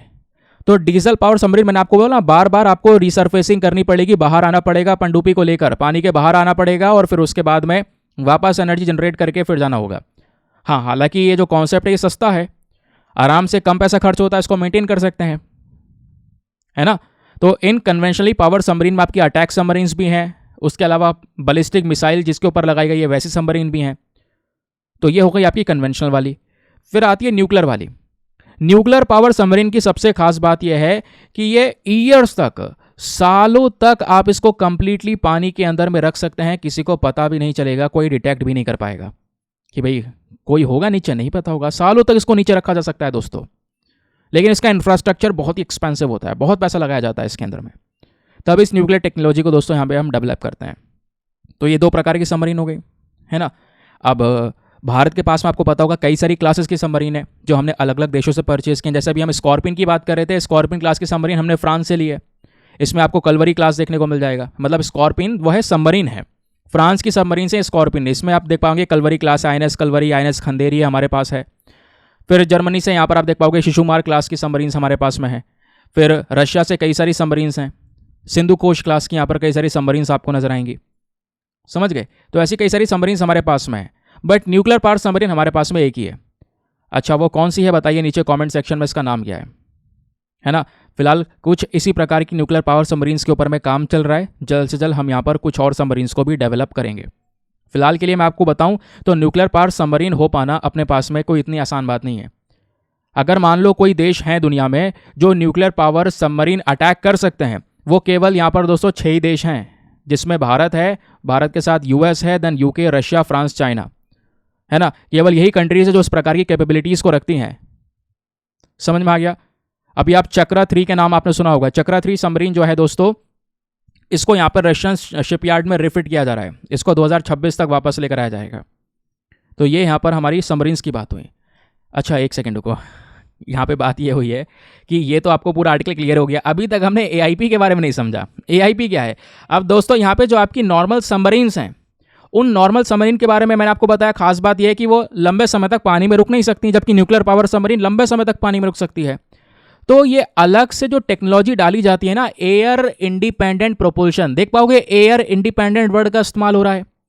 कहने का मतलब है अभी जो डीजल पावर सबमरीन है उसको वापस बाहर आना पड़ता है, क्यों? क्योंकि एयर चाहिए होती है, वो हवा पर डिपेंडेंट है, हवा से एनर्जी जनरेट होगी, जब तक एयर नहीं मिलेगी तब तक एनर्जी जनरेट नहीं होगी। जबकि न्यूक्लियर पावर वाली में ऐसा कॉन्सेप्ट नहीं है। तो ये एक नई टेक्नोलॉजी बनाई गई है जो एयर इंडिपेंडेंट प्रोपल्शन है, जहां पर एयर की जरूरत नहीं है। आप सीधा यहां पर क्या करेंगे, पानी के अंदर में, इस सबमरीन के अंदर में ये टेक्नोलॉजी ऐड करेंगे, जिससे ये सबमरीन्स भी लंबे समय तक पानी में टिक सकती हैं। जो पहले कुछ कुछ दिनों में बाहर आ रही थी, अब उसको हफ्तों तक पानी में रखिए। तो इस टेक्नोलॉजी से ये फायदा है। ठीक है, एआईपी क्या है आप समझ गए, जो हमारी कन्वेंशनल सबमरीन्स को भी बेटर बना दे। चलिए आगे आते हैं नेक्स्ट आर्टिकल पर। अगला आर्टिकल हमारे जीएस पेपर नंबर 3 एनवायरमेंट के पॉइंट ऑफ व्यू से सुपर इंपॉर्टेंट है। क्या बात हो रही है? तो दोस्तों पिछले साल यानी कि साल 2023 में जो हमारे पास में फ्लोरा और फौना की स्पीशीज़ हैं, स्पेशली यहाँ पे हम लोग बात कर रहे हैं जो फौना स्पीशीज़ कौन सी होती है, फौना प्रजातियाँ वो होती हैं अलग अलग जानवरों की प्रजातियाँ, फिर प्लांट्स की स्पीशीज़ कई सारी हैं। तो पिछले साल, केवल पिछले साल 641 अलग अलग जानवरों की प्रजातियाँ पाई गई, इंडिया ने आइडेंटिफाई करी हैं। और 339 प्लांट्स की स्पीशीज़ को आइडेंटिफाई किया है अलग अलग जगह से, वो यहाँ पे रिपोर्ट में बताया गया। कब अचानक से क्यों बताया गया, क्या कारण है? कारण यह है दोस्तों, अभी रिसेंटली जो हमारे कह सकते हैं यूनियन मिनिस्टर हैं भूपेंद्र यादव जी, इन्होंने जूलॉजिकल सर्वे ऑफ इंडिया का 109वां साल पूरा हो चुका है। तो 109th जो फाउंडेशन डे है, उस फाउंडेशन डे को सेलिब्रेट किया है। किसका? Zoological survey of India. अब जूलॉजिकल सर्वे ऑफ इंडिया क्या है दोस्तों? जूलॉजिकल सर्वे ऑफ इंडिया वो बॉडी है जो हमारे एनवायरमेंट मिनिस्टर के अंदर में आती है, या सिंपल सी बात है जो हमारी मिनिस्ट्री ऑफ एनवायरमेंट है उसके अंडर में ये बॉडी काम करती है। इसको बनाया गया था 1916 में। ठीक है, अब दोस्तों ये जो जूलॉजिकल सर्वे ऑफ इंडिया है, इसका मेन काम क्या है? रिसर्चेस करना, नए नए जो जानवरों की स्पीशीज हैं, है ना, उनको एक्सप्लोर करना, उनका सर्वे करना, ये सारा का सारा काम जूलॉजिकल सर्वे ऑफ इंडिया का है। इसका हेडक्वार्टर कोलकाता में है। 16 अलग अलग रीजनल स्टेशन हैं जो देश में अलग अलग जगह पर प्रेजेंट हैं। मेन हेडक्वार्टर कोलकाता में है, ये ध्यान रखिएगा। तो इसी को 109 साल पूरे हो चुके हैं। तो जब सेलिब्रेशन चल रहा था तो उस दौरान पता चला कि पिछले साल 2023 में इंडिया ने 641 अलग अलग जानवरों की प्रजातियों को आइडेंटिफाई किया है और 339 प्लांट्स की स्पीशीज को आइडेंटिफाई किया है। इसमें कुछ नई नई स्पीशी भी हैं, जैसे मणिपुर में नई स्पीशीज जो टर्मरिक है, जो हल्दी है दोस्तों, उसकी नई प्रजाति यहाँ पर खोजी गई है ना। कर्नाटका में नई चमगादड़ की प्रजाति खोजी गई है। तो कुछ ऐसे स्पीशीज हैं जो बिल्कुल नई डिस्कवर की हैं, कुछ ऐसी स्पीशीज जो पहले पाई जाती थी उन्हीं को रीडिस्कवर किया गया है, ये बताया गया। अब जो ये 641 जानवरों की स्पीशी है, इसमें से जो 442 यानी कि 442 आपको जो देखने को मिलती हैं, वो हमारे साइंस में नई प्रजातियां जुड़ी हैं, नई प्रजातियों को आइडेंटिफाई किया है। आप देखते नहीं हो, हर बार पढ़ते हो, कहीं नई प्रकार की स्पीशी मिली है तितली की, कहीं नई प्रकार की स्पीशी मिली है मेंढक की, सांप की नई स्पीशी मिली है। तो ये नई नई स्पीशीज हैं। तो ऐसी 442 ऐसी स्पीशीज है जो हमारे साइंस में नई नई जुड़ी हैं, जो भारत ने आइडेंटिफाई करी हैं। समझ गए? इन 641 में से क्लियर हो गया। एंड 199 ऐसी हैं दोस्तों जो हमारे देश में नहीं ऐड हुई हैं, है ना, 2023 के अंदर में। फिर आती है प्लांट्स की स्पीशीज की बात, तो 326 स्पीशीज आपको ऐसी देखने को मिल जाएंगी, है ना। इसमें से कई सारी और भी स्पीशीज हैं जिनका डेटाबेस अभी के समय पर ऐड किया गया है। इसमें से 171 प्लांट्स की स्पीशीज ऐसी जो हमारी साइंस के लिए नहीं है ना। कुछ ऐसी स्पीशीज जो भारत के लिए नहीं है। तो इस तरीके से यहाँ पर यह बताया गया। बाकी और कुछ जानने की जरूरत नहीं है। अब यही बताया गया भाई केरला में, कर्नाटका में कहाँ कहाँ पर कौन कौन सी प्रजातियाँ पाई गई हैं, तो वो कुछ ज़्यादा एक्सपैंड करने की जरूरत नहीं है। जो बेसिक मेन पर्पज़ है वो तो हमारा जूलॉजिकल सर्वे ऑफ इंडिया के बारे में जानने के लिए, क्योंकि इस न्यूज़पेपर के आर्टिकल में जूलॉजिकल सर्वे ऑफ इंडिया का फाउंडेशन डे सेलिब्रेट करते हुए ही दोस्तों यहाँ पर इसका एक प्रॉपर डिस्कशन किया गया है। चलिए आते हैं आज के एडिटोरियल पर। हमारा जो एडिटोरियल है आज का दोस्तों वो बहुत ही ज़्यादा इंपॉर्टेंट है। एडिटोरियल क्या है? आज एडिटोरियल वैसे काम के नहीं है, लेकिन न्यूज़पेपर में टेक्स्ट एंड कॉन्टेक्स्ट पे पॉलिटी के पॉइंट ऑफ व्यू से एक बहुत ही ज़्यादा महत्वपूर्ण टॉपिक है, जिसको गहराई से समझना हमारे लिए बहुत ही ज़्यादा ज़रूरी है। दोस्तों यहाँ पे बात हो रही है क्या, जो एजुकेशन है, जो हमारी शिक्षा है, उसको हम वापस से स्टेट लिस्ट में लेकर आना चाहिए या नहीं लेकर आना चाहिए। चलिए समझते हैं लेके आना चाहिए या नहीं लेके आना चाहिए, जिसको लेकर जो हमारे राइटर हैं रंगराजन आर, इन्होंने ये पूरा आर्टिकल लिखा। ये पूरा मुद्दा क्या है ज़रा इसको जानिए दोस्तों। पहले ये समझिए बेसिक चीज़। आपको पता होगा जो हमारा कॉन्स्टिट्यूशन है उसमें अलग अलग स्केड्यूल्स हैं। 7th स्केड्यूल जो है हमारे कॉन्स्टिट्यूशन का, जो 7th स्केड्यूल है, उसमें आपको पता होगा पावर्स को बांटा गया है। 3 लिस्ट दी गई हैं, एक है यूनियन लिस्ट, एक है स्टेट लिस्ट और एक है कंकरेंट लिस्ट। पता है ना। अब यूनियन लिस्ट में दोस्तों जो जो मैटर्स हैं, यानी जो जो पॉइंट्स यूनियन लिस्ट में लिखे गए हैं, उन सब मैटर्स को लेकर केंद्र सरकार ही केवल और केवल कानून बना सकती है। और जो जो टॉपिक दिए गए हैं स्टेट लिस्ट को, उसके ऊपर केवल राज्य सरकार कानून बना सकती है। और जो जो मुद्दे कंकरेंट लिस्ट में रखे गए हैं उस पे केवल नहीं बोलेंगे, जो जो मुद्दे कंकरेंट लिस्ट में रखे गए हैं उस पे केंद्र सरकार और हमारी साथ ही साथ में राज्य सरकार दोनों मिलकर लॉज बनाएंगे, दोनों मिलकर कानून बना सकते हैं। लेकिन आप कहोगे दोनों मिलकर, यहाँ पे तो चलो कोई लड़ाई नहीं होगी, यहाँ पे केंद्र सरकार बना लेगी, यहाँ पे राज्य सरकार अपना कानून बना लेगी। लेकिन कंकरेंट लिस्ट में यहाँ पे कोई मैटर है, मान लो दोनों भिड़ गए आपस में, नहीं हम ये चाहते हैं हम वो चाहते हैं, तो क्या होगा उस मैटर में?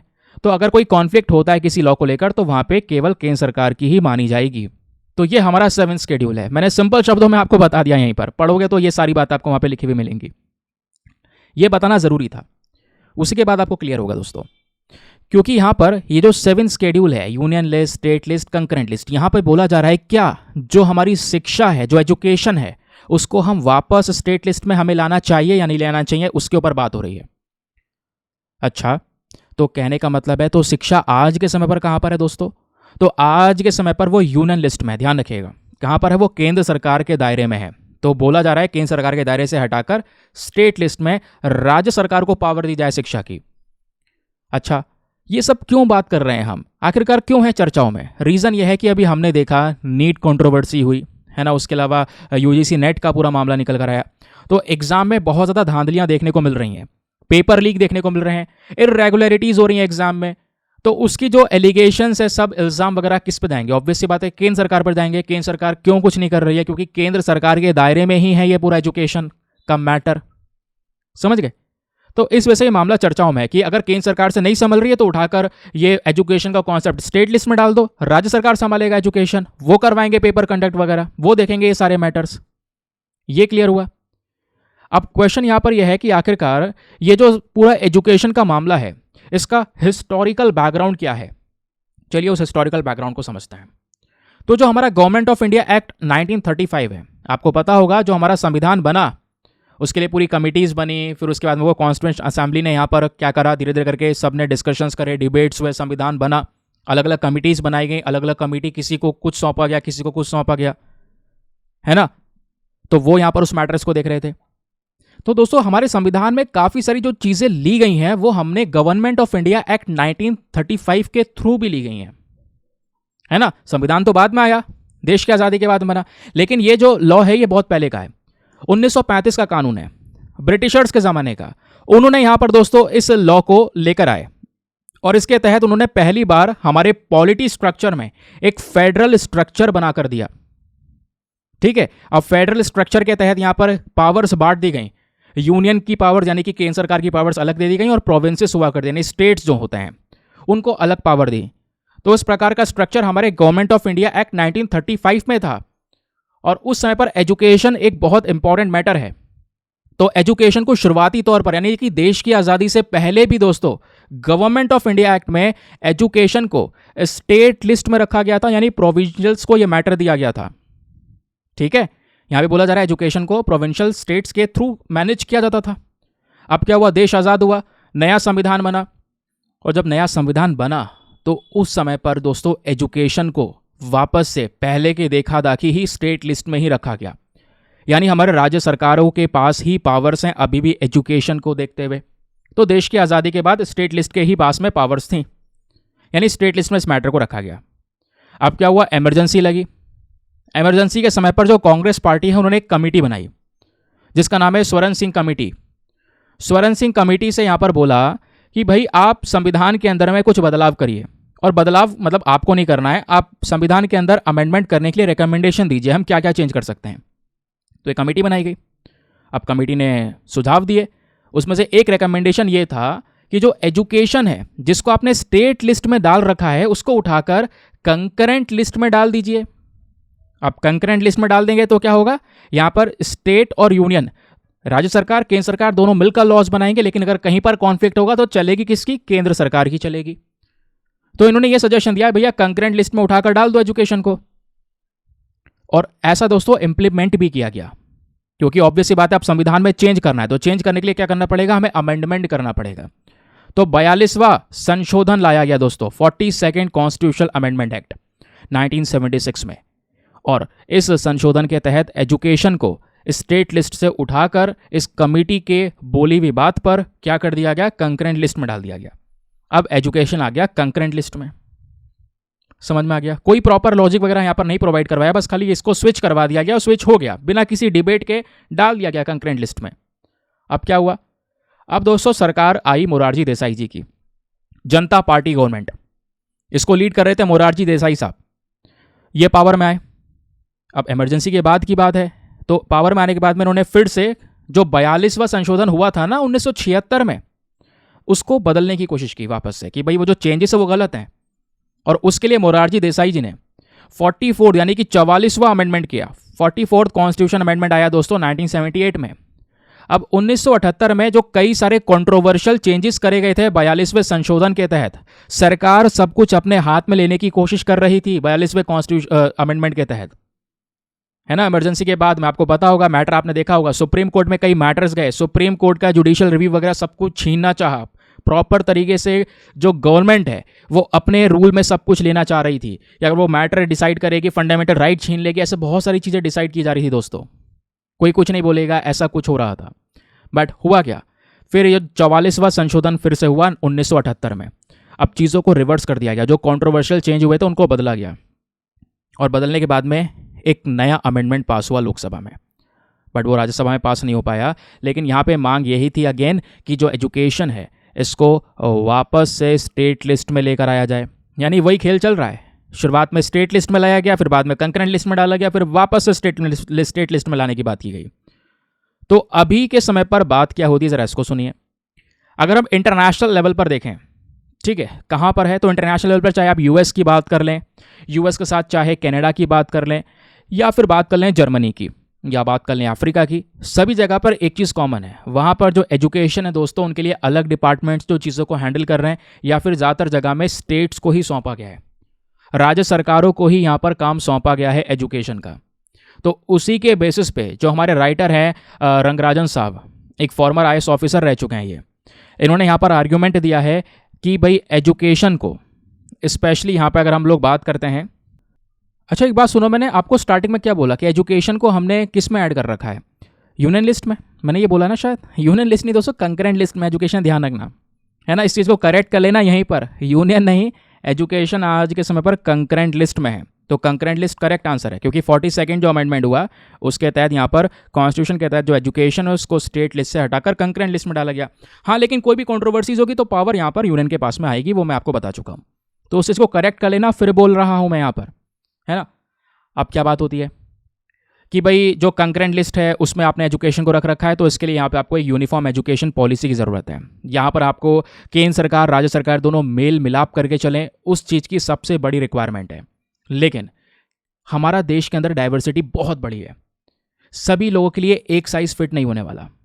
आप केवल एक एजुकेशन पॉलिसी लाओगे पूरे देश के लिए, इम्पॉसिबल है उसको आप अच्छी तरीके से इंप्लीमेंट कर पाओ, बहुत विवाद होंगे। तो उसके बेसिस पर राइटर ये बोलते हैं कि एजुकेशन को स्टेट लिस्ट को ही सौंप देना चाहिए।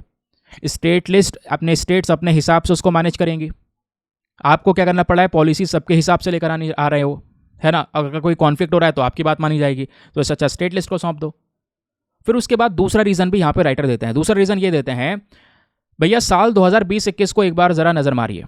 साल 2020-21 को अगर हम देखते हैं तो बताया गया है 15% जो खर्चा है किसके ऊपर, एजुकेशन के ऊपर में, वो केवल केंद्र सरकार ने किया। कितना, 15%। और 85% खर्चा किया गया राज्य सरकारों के थ्रू। मतलब इस रेशियो को देखोगे तो 24-76 का है। तो कहने का मतलब है 50% से भी ज़्यादा, 70-76% पैसा खर्च कर रही है राज्य सरकार एजुकेशन पर, उसकी व्यवस्था पर। केंद्र सरकार बहुत कम कर रही है। तो जब राज्य सरकार खर्च कर रही है तो राज्य सरकार को ये मैटर दे दो, वही देखेंगे। अब क्वेश्चन यहाँ पर यह भी है, भाई लोगों के आर्गुमेंट्स इसके खिलाफ भी हैं कि नहीं नहीं नहीं, एजुकेशन को स्टेट लिस्ट में नहीं डालना चाहिए, करप्शन बढ़ जाएगा। क्योंकि स्टेट लिस्ट में डाल देंगे तो करप्शन तो बढ़ेगा डेफिनेटली, लेकिन साथ ही साथ में दोस्तों जो प्रोफेशनलिज्म है उसकी कमी भी रहेगी, है ना। लेकिन यहीं पर एक सवाल ये उठता है कि भले ही यहाँ पर यूनियन के अंडर में जब चीज़ें आ रही हैं, वैसे कंकरेंट लिस्ट में, लेकिन अगर यहाँ पे सेंट्रल गवर्नमेंट के अंडर में ये चीज़ें आ रही हैं तो क्या ये चीज़ें रुक पाई हैं? नहीं रुक पाई हैं। नीट कंट्रोवर्सी, एनटीए, कोई पेपर सही से हो ही नहीं पा रहा है, एग्जाम लीक्स हो रहे हैं। तो ऐसा नहीं है कि इन चीज़ों को सेंट्रलाइज करने के बाद में ये समस्याएं खत्म हो गई, ऐसा तो नहीं हुआ ना। तो समस्याएं जब खत्म नहीं हुई तो इससे अच्छा स्टेट्स को सौंप दो और स्टेट्स के साथ में कुछ रिक्वायरमेंट्स रख दो। और फिर राज्य सरकारों को जब अब की बार एजुकेशन सौंपा जाएगा तो उन राज्य सरकारों की जिम्मेदारी होगी कि वो सही तरीके से काम करें, है ना। एक रेगुलेटरी मैकेनिज्म, एक तरीका लेकर चलें जहां पर अच्छी तरीके से एजुकेशन को मॉनिटर किया जाएगा, डिपार्टमेंट्स होंगे जो अच्छी तरीके से मॉनिटर करेंगे, ये ज़रूरी भी है। तो वो चीज़ इन्होंने यहाँ पर बोला कि आज के सिनेरियो के हिसाब से अगर हम देख के बोलें तो एजुकेशन को वापस से स्टेट लिस्ट में आ जाना चाहिए। यह है दोस्तों हमारा पर्टिकुलर मैटर। वैसे करंट समय पर कंकरेंट लिस्ट में है एजुकेशन। क्लियर हो गया। चलिए आगे आते हैं नेक्स्ट आर्टिकल की तरफ। अब अगला आर्टिकल दोस्तों यहाँ पर इंडिया रशिया के रिलेशंस के बारे में बात कर रहा है। तो मोदी जी अभी विजिट करने वाले हैं, रशिया में जाएंगे और रशिया में लगभग कह सकते हैं 8 जून और 9 जून में, सॉरी जून तो ख़त्म हो गया, 8 से 9 जून के बीच में यहाँ पर इनका विजिट होगा रशिया की कैपिटल मॉस्को में, जहाँ पे व्लादिमीर पुतिन के साथ में डिस्कशन करेंगे। दोनों देशों के संबंधों को डिस्कस किया जाएगा। जो ये विजिट है इसका एक एक्सपेक्टेशन होगा कि फोकस किया जाए इकोनॉमिक और साथ ही साथ में मिलिट्री टाइज के ऊपर में, क्योंकि हमने पिछले कुछ समय पर देखा दोस्तों कि भारत और रशिया के बीच के जो संबंध है स्पेशली व्यापार को लेकर वो बहुत मजबूत हुए हैं। हमने बहुत सारा जो ऑयल है वो यहाँ पर रशिया से परचेज़ किया है। तो व्यापार में रशिया हमारा एक बहुत ही स्ट्रॉन्ग पार्टनर बनकर आया है। तो वो सभी टॉपिक्स यहाँ पे डिस्कस किए जाएंगे कि कैसे रिलेशंस को और स्टेबलाइज किया जा सकता है, क्योंकि रशिया भी परेशान है वेस्टर्न सैंक्शंस की वजह से। तो उसके लिए भी दोस्तों यहाँ पर एक इंपॉर्टेंट रोल प्ले किया इंडिया ने, स्पेशली ट्रेड में। फिर रशिया यूक्रेन के वॉर को लेकर यहाँ पे सारे के सारे डिस्कशंस होंगे। अभी इस हफ्ते आपको पता होगा जो हमारे एक्सटर्नल अफेयर मिनिस्टर हैं वो शांघाई कोऑपरेशन ऑर्गेनाइजेशन की मीटिंग को अटेंड करेंगे कजाकिस्तान में। मोदी जी यहाँ पर इस मीटिंग को अब की बार अटेंड नहीं करने वाले, है ना, उसको इस मीटिंग को स्किप कर रहे हैं वो यहाँ पे आपको देखने को मिल जाता है। फिर एक्सपर्ट्स का कहना यह है कि साथ ही साथ में जो पीएम मोदी हैं वो यहाँ पे और भी बड़े बड़े जो डिसीजंस हैं वो लेने वाले हैं रशिया के साथ में मिलकर। डिफेंस रिलेशंस को और मजबूत किया जाएगा, ट्रेड रिलेशंस को और ज़्यादा मजबूत किया जाएगा। फिर at the last INSTC corridor, INSTC corridor का नाम आपने सुना होगा दोस्तों, international north south transport corridor. इस कॉरिडोर को एक मजबूती दी जाएगी। अभी कुछ दिनों पहले कॉरिडोर न्यूज़ में था, याद होगा। कॉरिडोर क्यों न्यूज़ में था? क्योंकि पहली बार दोस्तों व्लादिमीर पुतिन ने रशिया से 2 ट्रेनें भेजी हैं कोयले से भरकर, और वो दोनों ट्रेनें दोस्तों यहाँ पर इंडिया आएंगी। लेकिन कैसे बेसिस, मतलब डायरेक्ट ट्रेन ही नहीं आएगी, सिंपल सी बात है, बीच में समुद्र वगैरह पड़ते हैं, ट्रेन कैसे आ जाएगी। तो लेकिन वो आईएनएसटीसी कॉरिडोर से दोस्तों यहाँ पर ट्रेन ट्रैवल करी है। कहने का मतलब है कि अगर आप देखेंगे तो रिसेंटली यहाँ पर ये न्यूज़ आई थी, रशिया ने 2 ट्रेनें भेजी हैं स्पेशली इस आईएनएसटीसी कॉरिडोर से, वो भी पहली बार। आईएनएसटीसी कॉरिडोर है क्या दोस्तों? आइए मैं आपको एक बार बता देता हूँ। यह है आपका international north south transport corridor, यानी कि नॉर्थ वाला पोर्शन ऊपर हो गया और नीचे हो गया हमारा वर्ल्ड का सदर्न पोर्शन। इन दोनों को जोड़ता है ये आईएनएसटीसी, है ना। तो अगर आप देखेंगे तो ये है वो रास्ता, जैसे भारत का यहाँ पर एक पोर्ट हो गया, बंदरगाह हो गया, बीच में आपका ये अरेबियन सी हो गया, है ना। तो यहाँ पे सपोज अगर हम भारत से कुछ सामान भेजना चाहते हैं रशिया में, तो अभी हमें काफ़ी सारे दूसरे रास्ते अपनाने पड़ते हैं। जैसे कि हमें ये वाला रास्ता अपनाना पड़ता है ना। यहाँ पर आपको येमेन देखने को मिलेगा, येमेन में हूदी रेबल्स है जो हमारे जहाज़ों पर अटैक करते हैं। तो इस रास्ते के तहत जहाज़ जाएगा, इसके बाद ये हमारा रेड सी हो गया, तो रेड सी में यहाँ पर वो जहाज़ एंटर करेगा और जहाज़ इस तरीके से निकलेगा और यहाँ पे स्वेज कैनाल हो गया, है ना। तो स्वेज कैनाल के थ्रू ये जो जहाज़ है दोस्तों हमारा निकलता हुआ सीधा मेडिटेरेनियन सी पहुँचेगा, फिर मेडिटेरेनियन से होता हुआ यहाँ पर नॉर्थ सी पहुँचेगा, फिर नॉर्थ सी से बाल्टिक सी में पहुँचेगा, फिर बाल्टिक सी से जाकर रशिया के सेंट पीटर्सबर्ग पे सामान उतारेगा। तो ये रास्ता हो जाता है बहुत ही ज़्यादा बड़ा। बोला ये जा रहा है कि अगर इस रास्ते से व्यापार होता है भारत रशिया के बीच में, तो दोस्तों 45 दिन, कितने 45 डेज लगते हैं व्यापार करने में। और अगर ये आईएनएसटीसी कॉरिडोर का हम इस्तेमाल करेंगे, अब आईएनएसटीसी कॉरिडोर, ये कॉरिडोर की बात कर रहे हैं, यहाँ पे क्या होगा आइए अब ये समझते हैं। ये तो हमने दोस्तों दूसरे रास्ते के थ्रू सामान पहुँचा दिया रशिया में। अब हम सामान रशिया से लेकर आएंगे भारत में, लेकिन आईएनएसटीसी कॉरिडोर से। कैसे? आइए मान लीजिए ये जो 2 ट्रेनें हैं सेंट पीटर्सबर्ग से चली, है ना। अब ये ट्रेनें चली कोयला लाद कर, तो रशिया से सीधा पहुंची मॉस्को, मॉस्को से पहुंची यहाँ पर अस्त्रखान। यहाँ पे क्या किया, इन ट्रेन ने सामान बंदरगाह पे पोर्ट पे उतार दिया। अब उस सामान को जहाज़ में चढ़ाया जाएगा, फिर वो सामान दोस्तों जहाज़ से सीधा पहुंचेगा ईरान, फिर ईरान से वापस अनलोड किया जाएगा, वापस ट्रेन में चढ़ाया जाएगा, फिर पहुंचेगा बंदर अब्बास पोर्ट, अब फिर से यहाँ पर जहाज़ में डाला जाएगा, देन उसके बाद पहुंचेगा यहाँ पर मुंबई, देन यानी कि भारत के साथ में पहुँच जाएगा। तो इस तरीके से दोस्तों यहाँ पर ये कॉरिडोर है। आप सोचेंगे सामान उतारा चढ़ाया जा रहा है, तो दोस्तों सभी के लिए मशीन से तो ये काम जल्दी हो जाता है, ऐसा नहीं है बहुत टाइम लगता है। तो कहेंगे फिर भी जल्दी हो जाता है, फिर भी ऐसा लग रहा होगा सुन के सामान उतारना चढ़ाना है तो इससे ज़्यादा टाइम लग जाएगा। नहीं, बताया जा रहा है कि अगर हम इस वाले रास्ते से व्यापार करते हैं, सामान मंगाते हैं या बेचते हैं तो 45 दिन लगते हैं, लेकिन अगर INSTC कॉरिडोर का व्यापार करने के लिए यूज़ करेंगे तो केवल 25 दिन में व्यापार हो जाएगा। तो इसके बेनिफिट्स भी हैं दोस्तों, क्योंकि अगर 25 दिन में व्यापार हो रहा है तो भैया तेल वगैरह का जो खर्चा है वो बच रहा है ना, क्योंकि एक्स्ट्रा दिन जितने दिन जहाज चलेगा उतना फ्यूल का कॉस्ट आएगा, उसका मेंटेनेंस का कॉस्ट आएगा, फ्रेट चार्जेस लगेंगे उसको ढोने के लिए, है ना, जितना घंटे ट्रैवल करेंगे उसके सबका एक्स्ट्रा पैसा जाएगा जितने। और यहाँ तो दिन की बात हो रही है, दिन का बहुत फर्क पड़ रहा है। तो ऑब्वियस ही बात है 25 दिन अगर सब सामान पहुँच रहा होगा तो ट्रेड हमारा बढ़ेगा, और ट्रेड बढ़ने के साथ साथ दोस्तों यहाँ पर आराम से काम हो रहा होगा और सस्ता काम हो रहा होगा। जिसके लिए पहले हम भरपूर मात्रा में पैसे दे रहे थे वही दोस्तों अब कम पैसों में सारा का सारा काम निपट रहा होगा। तो INSTC कॉरिडोर का इंपॉर्टेंस क्या हो गया? पहला, इससे आपके जो ट्रेड रूट्स है इसमें डाइवर्सिफिकेशन मिलेगा। कहने का मतलब है भाई अभी तो हमारे पास में इकलौता रास्ता यही है ना। अब मान लीजिए यहाँ पे कोई दिक्कत आ गई, जैसे 2021 में याद होगा 2021 में इस स्वेज कैनाल में जहाज़ फंस गया था। अब जहाज़ फंस गया तो भाई यहाँ पर क्या हुआ, कोई जहाज़ यहाँ से जा नहीं सकता। अब जा नहीं सकता तो व्यापार कैसे होगा? व्यापार करना ज़रूरी है। तो व्यापार के लिए दोस्तों यहाँ पर आप देख पाओगे हमें पूरा का पूरा ये जो अफ्रीकन कॉन्टिनेंट आपको दिख रहा है, इस पूरे अफ्रीका को क्रॉस करके ऐसे घूम के आके तब व्यापार करना पड़ता। ये तो और लंबा पड़ जाता है यार, इसमें और खर्चा आता। तो भाई ये जो एक ही रास्ता है ना, इस एक की जगह कुछ ऑल्टरनेट होना चाहिए या नहीं होना चाहिए? बिल्कुल होना चाहिए, एक और रास्ता होना चाहिए। और ये रास्ता तो हमारे लिए ज़्यादा ज़रूरी है, क्योंकि इससे दोस्तों केवल हम रशिया से नहीं जुड़ रहे हैं, ईरान के साथ साथ ये सेंट्रल एशियन कंट्रीज़, ये 5 जो सेंट्रल एशियन कंट्रीज़ हैं इनका रेलिवेंसी हमारे लिए बहुत ज़रूरी है। तो इनके साथ में जुड़ रहे हैं, क्योंकि यहाँ से पाकिस्तान के थ्रू एंटर नहीं हो सकते, क्योंकि ये रीजन हमारा पाकिस्तान ऑक्यूपाइड कश्मीर है जो कि पाकिस्तान ने इलीगल तरीके से कब्जाया हुआ है। तो अभी अफगानिस्तान के साथ में भी जोड़ना हो तो हम इसी रास्ते से जुड़ेंगे दोस्तों। और हमने ईरान में अपना पोर्ट जाबार पोर्ट बनाया हुआ है, आपको पता ही है। तो ये एक इंपॉर्टेंस मिल जाता है। तो यानी व्यापार करने के जो रास्ते हैं इसमें डाइवर्सिफिकेशन होगा, हमारे पास में और भी रास्ते बनकर आएंगे जिससे हम व्यापार कर सकते हैं। अभी हमने देखा रेड सी में हमले होने लगे जहाज के ऊपर में, है ना, जहाज हम छुड़ा के लेकर आए वहां से। तो कौन कौन बार बार इसमें दिक्कत पैदा करेगा? फिर पाकिस्तान या अफगानिस्तान को भी बाईपास हम आराम से कर सकते हैं, सेंट्रल एशिया तक जा सकते हैं।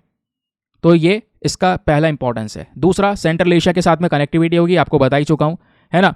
तो INSTC कॉरिडोर के माध्यम से दोस्तों कम दिनों में व्यापार होगा, सस्ता व्यापार हो सकेगा।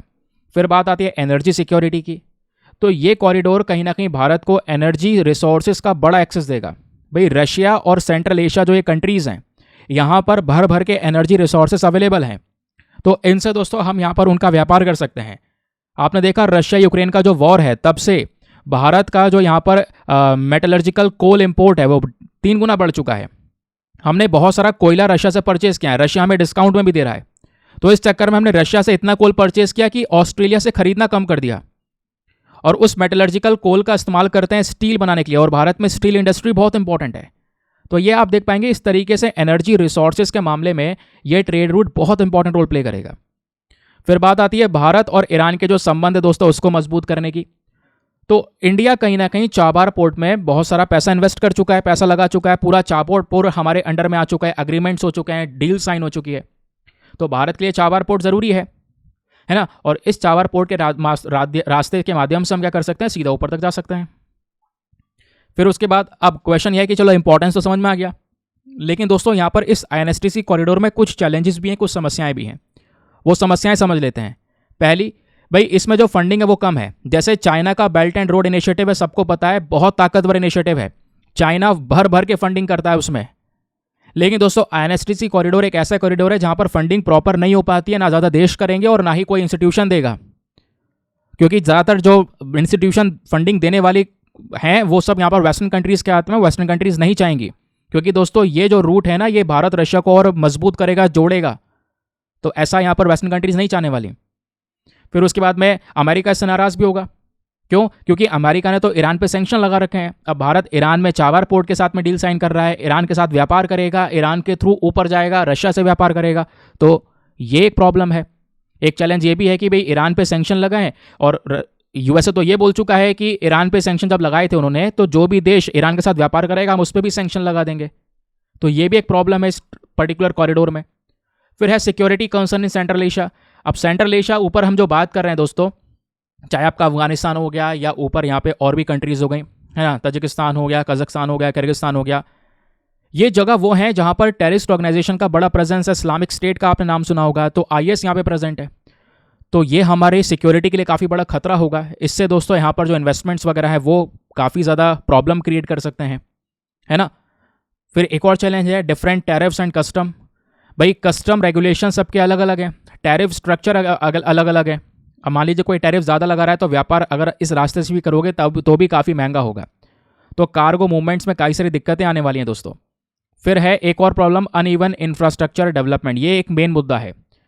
कहने का मतलब है जो ये कॉरिडोर है यहाँ पे आप जहाज़ का, रेल का, क्योंकि एक मल्टी मॉडल प्रोजेक्ट होने वाला है, क्योंकि आपको रास्ता लैंड वाला, रेलवे भी इस्तेमाल करनी होगी, जहाज़ भी इस्तेमाल करने होंगे, रोड भी इस्तेमाल करना होगा।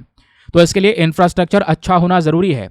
अगर मान लिया रेल नेटवर्क का एक इंपॉर्टेंट रोल है, आपका रेल नेटवर्क अच्छी तरीके से डेवलप नहीं होगा जो ईरान में नहीं है, तो इससे जब ईरान में अच्छा रेल नेटवर्क नहीं होगा तो व्यापार कैसे होगा दोस्तों? अच्छी तरीके से गुड्स यहाँ पर ट्रेड ही नहीं हो पाएंगे।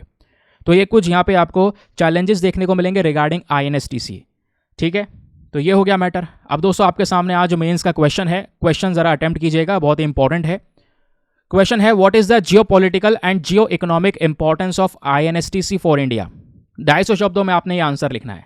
बताइए इस INSTC का जो महत्व है भारत के लिए जियोपॉलिटिकली और जियो इकोनॉमिकली वो क्या है। एक बार हिंदी में रीड कर देता हूँ ताकि हिंदी माध्यम वाले एस्पिरेंट भी बढ़िया से पढ़कर एक अच्छा सा आंसर लिख सकें। क्वेश्चन है भारत के लिए अंतर्राष्ट्रीय उत्तर दक्षिण परिवहन गलियारे का जो भू राजनीतिक और भू आर्थिक महत्व है वो समझाइए 250 शब्दों में। और आंसर लिखने के बाद में कहाँ पे सबमिट करना है, टेलीग्राम पर जाना, वहाँ पे जाके सर्च बॉक्स में लिखना दीपक यादव एजुकेशन मेंस ग्रुप। जैसे आप लिखते हो वहाँ पर आपको चैनल मिलेगा जहाँ पे ऑलरेडी 78,000 सब्सक्राइबर्स आपको मिल जाएंगे। ये फुल फॉर्म लिखना है, मेरा चैनल मिलेगा, वहाँ पर आप अपने आंसर को सबमिट कर सकते हैं। सबमिट करने के साथ साथ छोटा सा काम और करना है, एटलीस्ट सभी लोगों को 2-2 आंसर्स रिव्यू करने हैं। जब आप सभी लोग 2-2 आंसर्स को रिव्यू करेंगे बहुत सारे फायदे होंगे, आपको भी सामने वाले को भी। आपको कुछ इंपॉर्टेंट पॉइंट्स मिलेंगे जो आप अपने नोट्स में इंक्लूड कर सकते हैं। सामने वाले के आंसर में अगर कोई मिस्टेक होती है तो आप उनको बता सकते हैं कि यहाँ पर इंप्रूवमेंट की आवश्यकता है। इस प्रकार से कोऑपरेटिव वे में वो पूरा का पूरा ग्रुप काम कर रहा है ना। फाइनली आते हैं दोस्तों आज के वर्ड ऑफ द डे पर। आज का हमारा वर्ड ऑफ द डे क्या है? आज का शब्द है सप्लीकेशन। सप्लीकेशन मतलब क्या होता है? A prayer asking god's help, या कह सकते हैं एक हम्बल रिक्वेस्ट करना, मदद मांगना, मदद मांगने के लिए एक हम्बल रिक्वेस्ट करना किसी व्यक्ति से, तो वो आपका सप्लीकेशन है। इसका सिनोनियम इन्वोकेशन हो गया, प्ली हो गया, तो ऐसे वर्ड आप यूज़ कर सकते हैं। जैसे इसका सिंपल सा यूज़ किया गया एक सेंटेंस में, ही फेल टू हिज नीज, वो अपने घुटनों पर आ गया इस मदद को मांगने के लिए, इन सप्लीकेशन। तो चलिए इसी वर्ड का यूज़ करके एक सेंटेंस बनाइए नीचे कमेंट सेक्शन में फटाफट। आपको ज़रूर से बनाने हैं दोस्तों, क्योंकि जब तक सेंटेंस नहीं बनाएंगे तब तक यहाँ पर यह वर्ड किसी काम का नहीं रहेगा। और डेली बस एक ही वर्ड तो मिल रहा है, तो अब जब भी यहाँ पर हेल्प मांगने की बात आएगी या हेल्प की रिक्वेस्ट की बात आएगी तो आपको क्या यूज़ करना है? सप्लीकेशन वर्ड का यूज़ करना है। डेली हम यहाँ पर एक वर्ड सीखते हैं, बट खाली संडे को छोड़कर, सैटरडे या संडे को छोड़कर। तो कल नहीं था वर्ड, आज फिर से आ गया। अब आते हैं अपने प्रैक्टिस क्वेश्चन पर। यहाँ पे बात हो रही थी टोगो नाम के देश के बारे में। तो टोगो जो देश है दोस्तों, इसके रेफरेंस में आपके पास में 3 स्टेटमेंट्स है। बताइए इन तीनों में से कितने स्टेटमेंट सही हैं? तो इसका केवल पहला ही आंसर सही है कि भाई केवल इकलौता स्टेटमेंट, एक अकेला स्टेटमेंट सही है, वो केवल दूसरा वाला है कि हाँ भारत और टोगो के बीच में कुछ रिलेशंस हैं। अदरवाइज फर्स्ट और थर्ड वाला जो स्टेटमेंट है वो गलत है दोस्तों। क्यों? यहाँ पे बोला जा रहा है कि जो टोगो है वो ईस्ट अफ्रीका में है, जबकि दोस्तों ये अफ्रीका का वेस्टर्न पोर्शन है। ईस्टर्न तो इधर हुआ ना भाई, ईस्ट ये हुआ, वेस्ट ये हुआ, नॉर्थ ये हुआ, साउथ ये हुआ। तो अफ्रीका का ये ईस्ट वेस्टर्न पोर्शन में, ना कि ईस्टर्न में। ये रहा टोगो। आसपास कई सारे कंट्रीज़ हैं, बुर्किना फासो है, घाना है ना, बेनिन है, ये कुछ कंट्रीज़ हैं। यहाँ पे अटलांटिक ओशन है, ये इसकी कैपिटल है लोम। तो टोगो की बात हो गई। पहला स्टेटमेंट कि भाई ये वेस्ट अफ्रीका में ना कि ईस्ट अफ्रीका में, तो पहला स्टेटमेंट हो गया गलत। दूसरे की बात करते हैं दोस्तों, तो दूसरा सही है, दोनों के रिलेशंस हैं। तीसरे की बात, एक लैंडलॉक कंट्री है। नहीं, लैंडलॉक कंट्री कैसे हो गया? क्योंकि अभी हमने बोला अपना बॉर्डर में एक तरफ अटलांटिक ओशन है। लैंडलॉक कंट्री तो वो होता है जैसे माली हो गया, चारों तरफ देश ही देश हैं। यहाँ पर तो एक समुद्र का बॉर्डर भी आ रही है ना टोगो के पास में, तो वो आपका इस वजह से ये जो थर्ड वाला स्टेटमेंट वो भी गलत हो गया। केवल बी वाला सही है कि हाँ दोनों के बीच में कॉर्डियल रिलेशनशिप है, हाई लेवल विजिट्स, कॉपरेशंस वगैरह दोनों देखने को मिलते हैं अलग अलग सेक्टर्स में। ठीक, चलिए आई होप आपको मज़ा आया होगा। वीडियो थोड़ा डिले हुआ है, जैसे मैं आपको बता चुका हूँ यार, कुछ दिन और मैनेज करो, वीडियो डिले हुआ है, लेकिन कंटेंट में कमी नहीं छोड़ेंगे। ठीक है, कंटेंट आपका रेगुलर रहेगा जैसा मजबूती के साथ में मिल रहा है। चलिए मिलते हैं आपसे अगले वीडियो में। आज के लिए bye bye, have a nice day, thank you and जय हिंद।